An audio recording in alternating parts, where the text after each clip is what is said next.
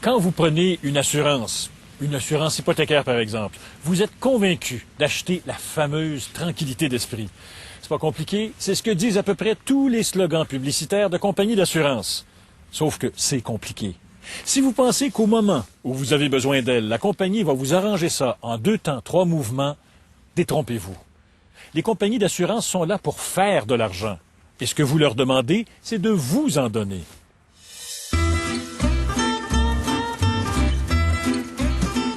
On avait trouvé le coin ici, il n'y avait personne sur la rue. Il y avait une maison, c'était les voisins. Ouais. C'est dans un quartier tout neuf de Saint-Amable, au sud de Montréal, que Nathalie Hamel et André Dupuis installent leur maison préfabriquée en juin 2006. C'est une petite maison qu'ils ont les moyens de se payer, à condition de budgéter serré, avec une hypothèque d'un peu plus de 1 000 $ par mois. Un rêve à leur portée. J'ai fait les travaux moi-même à l'intérieur, plancher, céramique, plancher de bois franc, toutes les moulures. Mais leur maison, ils risquent maintenant de la perdre. Parce qu'en mai dernier, André Dupuis a eu un accident. J'étais allé pour la première fois à cette plage à Oka. Il faisait chaud, je suis pas un habitué de me baigner dans un lac. J'ai voulu plonger, mais j'ai touché le fond. Il y a peut-être 12 pouces d'eau. Il s'est cassé le cou. De l'urgence de l'hôpital Charles-Lemoine à Longueuil, il repart en ambulance vers l'hôpital du Sacré-Cœur. Je voulais pas croire que je pouvais être paralysé. C'est grave. La fracture de la 6e vertèbre est sévère. Ils m'ont fait des trous dans la tête, de chaque côté, pour me mettre un gros casque, pour m'attacher après le lit avec une poulie, avec des poids, pour pas que mon cou s'affaisse. Le lendemain, c'est l'intervention chirurgicale. Pour l'orthopédiste Gilles Moret, le verdict est clair. Ce patient, qui était travailleur manuel, ne peut pratiquer un travail rémunérateur, et ce, pour une période de 12 mois post-chirurgie. André Dupuis se voit sans revenu pendant 1 an. Le couple est pourtant convaincu d'être à l'abri. Il a une assurance hypothécaire de la compagnie Manuvie. On prend une assurance justement pour dormir tranquille sous nos oreilles. L'accident s'est passé fin mai, puis aujourd'hui, janvier, on n'est pas encore payé. 7 mois après l'accident, la maison est sur le point d'être saisie. Pour les papiers que les assurances veulent se procurer, on pourrait perdre une maison. C'est que plusieurs choses auraient dû aller beaucoup plus vite. Des délais s'accumulent et ils vont en payer le prix. Le 30 mai, tout de suite après l'accident, Nathalie Hamel avertit la Caisse des Jardins qui accepte de suspendre les paiements hypothécaires en attendant que l'assurance prenne le relais. Elle avertit aussi Manuvie qui envoie tous les formulaires requis. Ils arriveront à Saint-Amable 2 semaines plus tard. Ils nous ont envoyé un dossier à remplir. Il a fallu que j'envoie à mon employeur, à mon médecin. Ça a été long.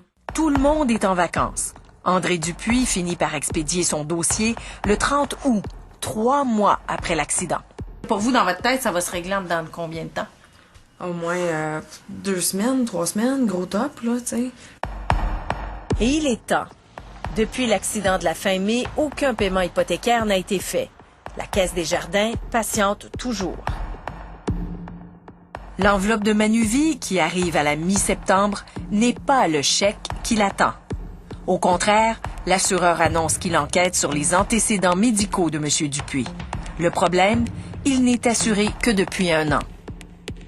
C'est un accident qui est survenu dans les 2 premières années de l'assurance.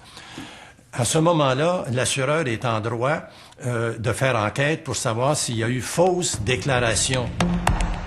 Manuvie a le droit de retarder le règlement pour enquêter et contacter chaque établissement où André Dupuis a utilisé sa carte d'assurance maladie. Dans son cas, la compagnie a choisi de revenir 5 ans en arrière.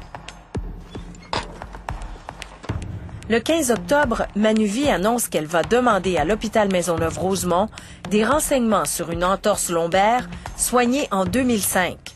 Le couple ne comprend plus rien. C'est carrément 2 choses différentes, là, tu sais. C'est pas vraiment un entorse lombaire, tout le monde peut avoir ça n'importe quand. Une fracture de la 6e vertèbre. C'est assez rare qu'on survive à ça. La demande de Manuvie arrive au service des archives médicales de l'hôpital.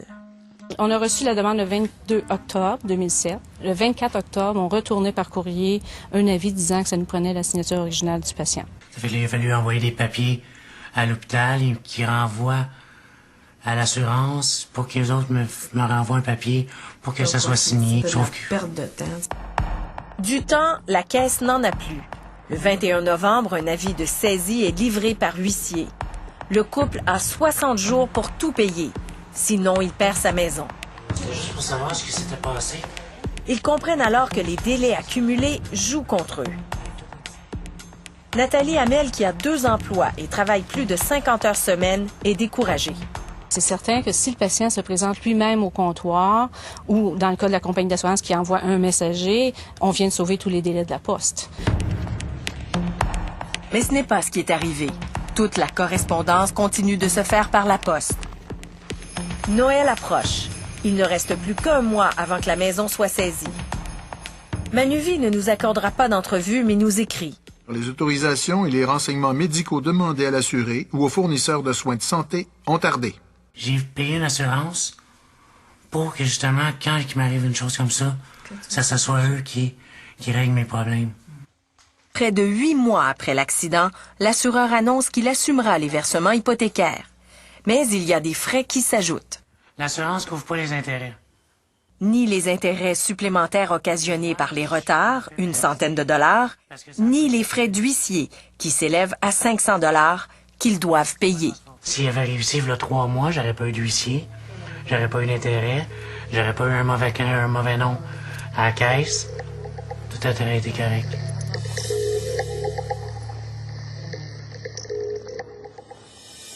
La loi oblige les assureurs à répondre aux réclamations dans un délai raisonnable fixé à 60 jours. Mais ça, c'est à condition que l'assuré fournisse tous les renseignements médicaux exigés. Si vous trouvez que votre assureur se traîne les pieds, vous pouvez faire appel à l'ombudsman de la compagnie. Et au Québec, l'Autorité des marchés financiers offre aussi un service de conciliation.